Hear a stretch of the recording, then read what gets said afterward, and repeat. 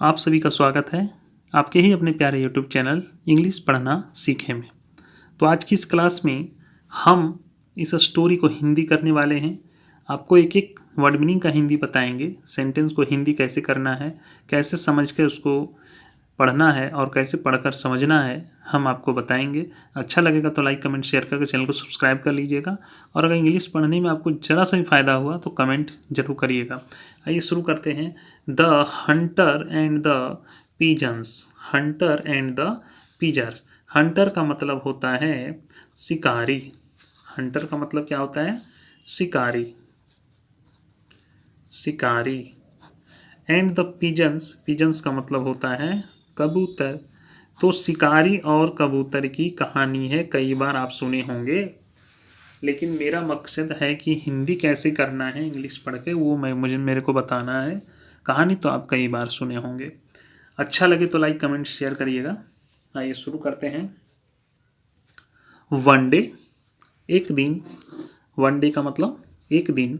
A hunter sets a net to catch birds and placed grains and rice over the net. One day, एक दिन। A hunter sets a net, एक शिकारी ने जाल बिछाया। To catch birds, पक्षियों को पकड़ने के लिए। And placed grains and rice over the net, और जाल के ऊपर अनाज और चावल डाल दिया। प्लेस्ड मतलब डाल दिया, डाल दिया। ग्रेन्स का मतलब होता है अनाज, एंड राइस मतलब चावल। ठीक है। एक दिन एक शिकारी ने पक्षियों को पकड़ने के लिए जाल बिछाया और जाल के ऊपर अनाज और चावल डाल दिया। After some time a flock of pigeons comes.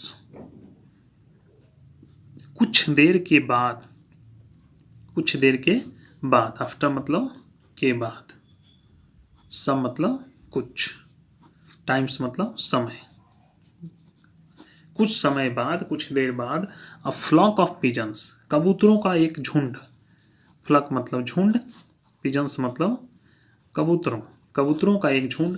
Comes आता है। By and start eating grains, और अनाजों को खाना शुरू कर देता है, दाना खाने लगता है। And get caught in the net, और जाल में फंस जाता है।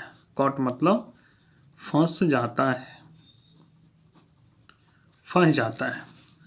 आफ्टर सम टाइम, कुछ देर के बाद। दे स्टार्टेड लूजिंग होप, कुछ देर के बाद, कुछ समय के बाद वे आशा खोने लगते हैं।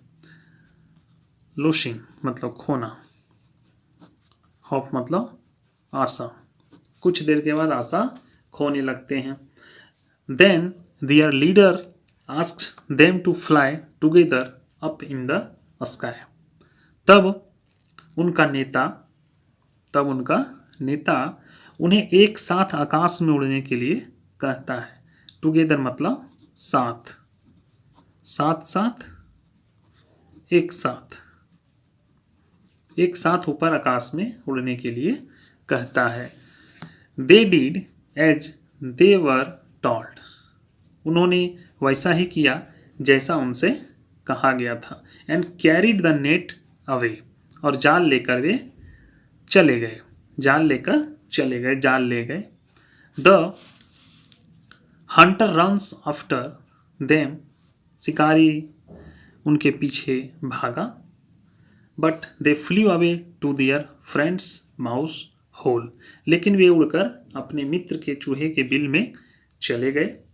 Then the mouse cuts the net, तब चूहे ने जाल काट दिया। एंड फ्रीड द पिजन्स, और कबूतरों को आज़ाद कर दिया। फ्रीड मतलब आज़ाद कर दिया, आज़ाद कर दिया। बहुत अच्छा लगा होगा आपको कहानी। छोटी सी कहानी है मगर बहुत नॉलेजेबल है।